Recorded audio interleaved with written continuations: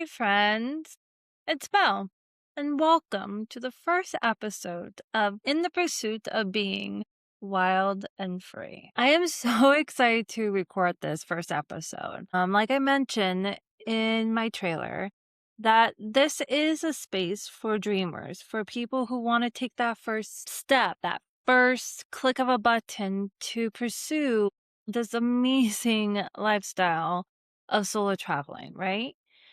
And what makes solo traveling so amazing and sometimes heartbreaking is learning to fall in love with yourself and learning to fall in love with yourself in different locations, right? So I wanted to introduce myself really fast. Like I said, I am Belle. I am the owner of Wandering Belle, a website I started about 4 years ago. And this website was just a space for me to tell people about my travels. When I first started solo traveling, I had some crazy stories, which I'll get to throughout other episodes. But it was a space for me to share my tips and tricks because a lot of people ask me, what should I do in Zion? Or where should I go in DC and things like that. But Wandering Bell actually started because of three reasons. One, a terrible breakup. Two, the global pandemic. And the third piece is giving my advice, right? And tips and tricks. And long before Wandering Bell came about, I've always wanted to start my own podcast. And this podcast I wanted to do with my ex-best friend, who is sadly no longer, we are friends, which honestly, I'm okay with that. But we used to talk on our way, me driving into Virginia from Maryland and him driving to Pittsburgh. And we talked about everything from our dating, from life, from hardships, from heartbreaks, from stupid drunken stories to things we listened to on a podcast. Things we Things that you do not talk about before 7 o'clock in the morning. Some of the stuff was crazy, but I've always liked to tell stories, and I was never much of a writer. Um, it's funny now that I am writing and am a published author in an amazing book, but I always like to talk. And I think connecting with people, and I begged him for years, let's start a podcast. Let's start.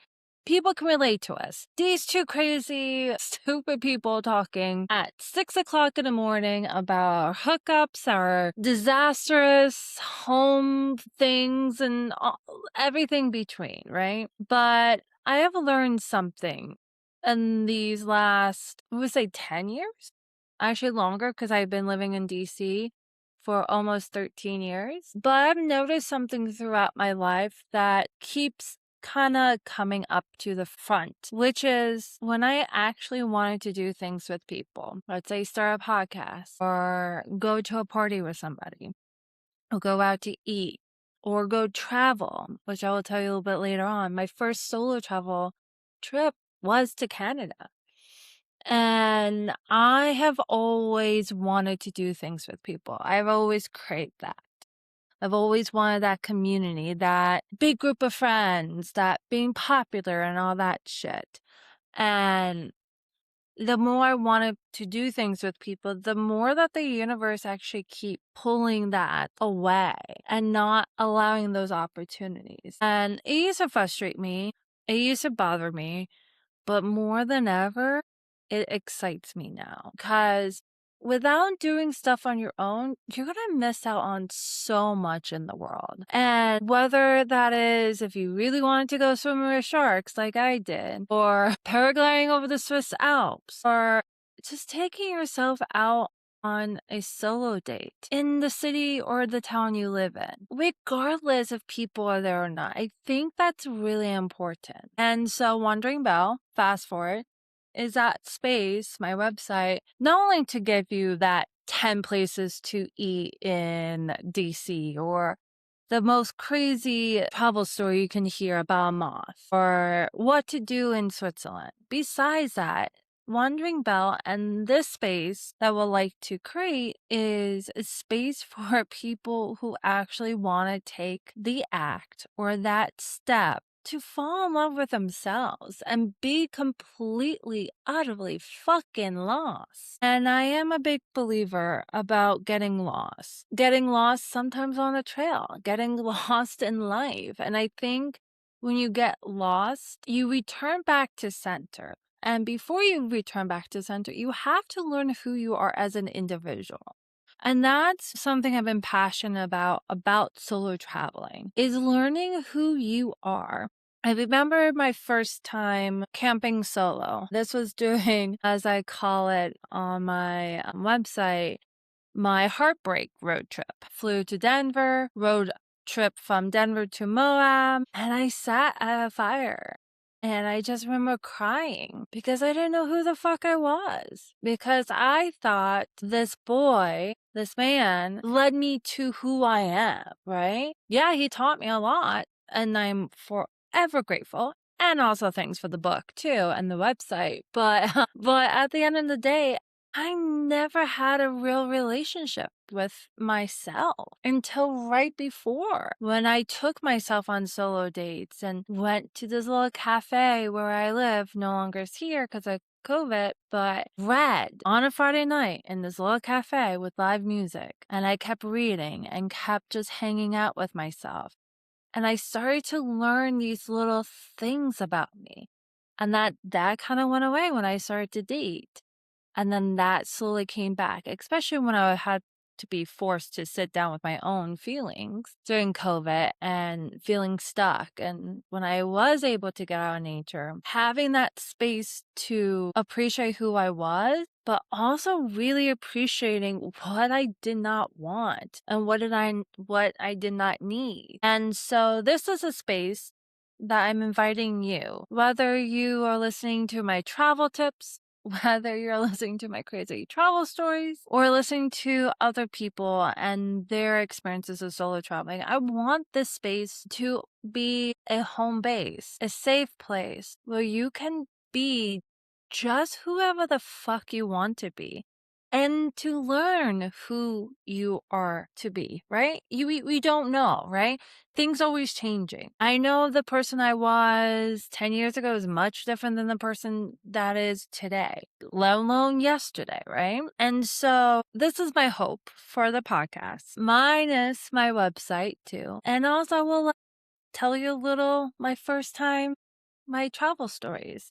So, like I said, the very first time I traveled by myself was to Canada, to Toronto, and Niagara, technically Niagara, then Toronto. And this was back when I was in grad school. So, like 2011. Never went to a country by myself, meaning like I've been to England, I flew by myself, but I always had people in England or somewhere else to meet me.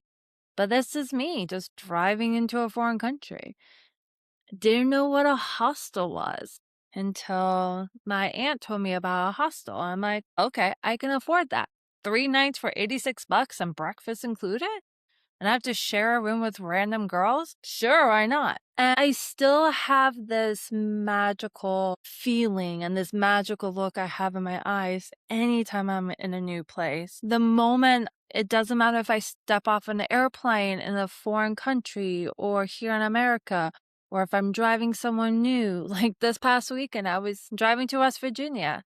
Been to West Virginia how many times, right? Went there for my birthday, and I had that magical feeling of like, something's new. This is amazing. And so, again, going to Canada, it wasn't anything spectacular or anything like that. I remember cramming about, 6 people in my 2-door Chevy Cavalier because I met these people at my hostel and we went to Niagara on the Lake and just talking to all these different people. Found out that this Irish girl who was working the hostel was doing an exchange. That you can live in a hostel for free in exchange of you working there. And I remember calling up my grandmother saying, I think I might do this. So what about school? So what about my master's and my student loans? I didn't. I did graduate with my master's. But that trip was just magical in the sense of just driving around and exploring on my own. And I was not even 24. I was 23 until I came back to America. I got detained by our own government. They did their due diligence. I get it. I was traveling by myself on a holiday weekend, did not know anybody in the country, and I was coming back and ended up being in that field later on in life. So it made sense, but it was just funny being fingerprinted with a little sundress and a cardigan. I kept getting asked the same questions over and over. So many people like, I would have flipped shit. I'm like, you flipped shit. Your ass would be in jail. But no, they did the due diligence, and then I drove over and I called my mom. And I'm making this story less funny than what it was. But I called my mom. I'm like, hey, I finally made it back to America. And she goes, what took you so long? And I'm like, I got detained. And she goes, what did you do now? And I'm like, what do you mean, what did I do now? First of all, I've never been detained. Secondly, I didn't do anything besides solo traveling. And I remember prior to that, I went to the beach by myself in New Jersey. Again, booked my own hotel, and I just went. Didn't know anybody, hung out, and I am forever grateful for traveling. Ironically enough, a couple weeks ago, my mom found my first passport. And I'm not talking about the United States issued passport, but a passport that I made in elementary school, and how I talked about I went to Germany, which ironically enough, 2 years ago I was in Germany, and I talked about Australia and other countries. Haven't been to them yet. But apparently at a very young age, I just knew how much I wanted to travel. And I didn't know because I grew up poor. We didn't have any money. We didn't even go to the beach that often, except when we went to visit family in New Jersey. But that travel bug just bit me so hard. And it's just amazing how things just change over time, right?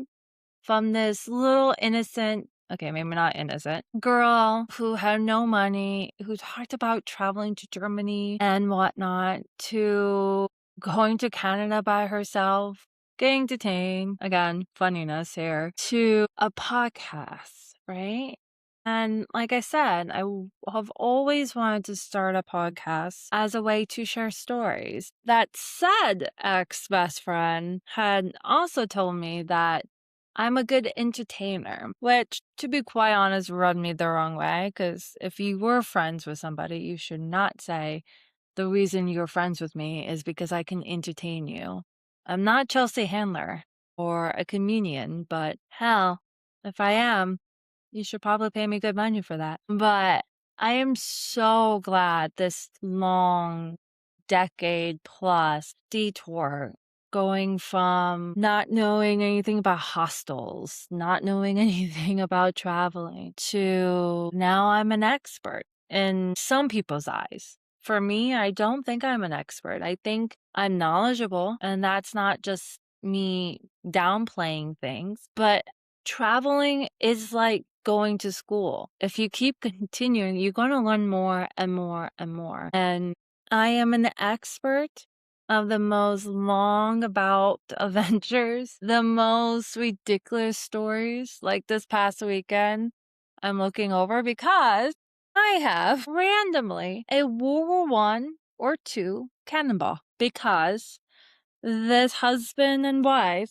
who kept checking up on me at my campground gave it to me randomly. And that's just some of the stories that has happened. And I'll get into more of the crazy stories in other episodes, but I hope you took away from this episode that I am just your friend.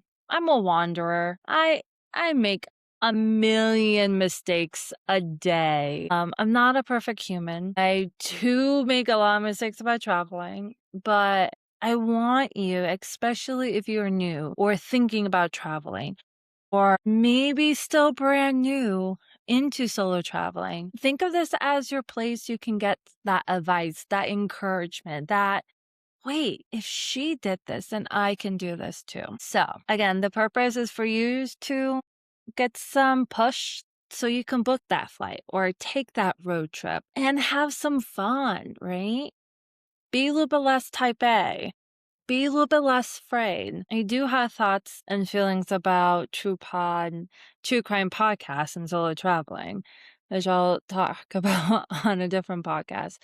But be less afraid, because having a relationship with oneself is the most magical, daunting, everlasting, surprising, whimsical relationship that you can ever have. And yeah, you will get annoyed at yourself.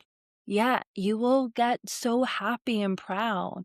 And yes, you will scream. And yeah, you're going to find out some surprises about yourself. But that's the amazing thing, because like I've always said to people, when you're solo traveling, you are not by yourself. You're not solo, because you are a person as well. And that person wants to come out and wants to explore and wants to talk to you. So, welcome to the first episode. I am Belle. I am your friend. I am your wanderer. I am your person who would cheer you on. And I really hope that you take one little step in your pursuit of being wild and free. And comment, what was that one thing you did that you have not done before because of this podcast? So what are you waiting for? Why are you sitting on the fence? Let's go on an adventure, shall we? And discover who you are. Sorry, I get so excited. But let's discover who you are along the way on this grand adventure of life. Okay, I will chat with you later, and have a good day.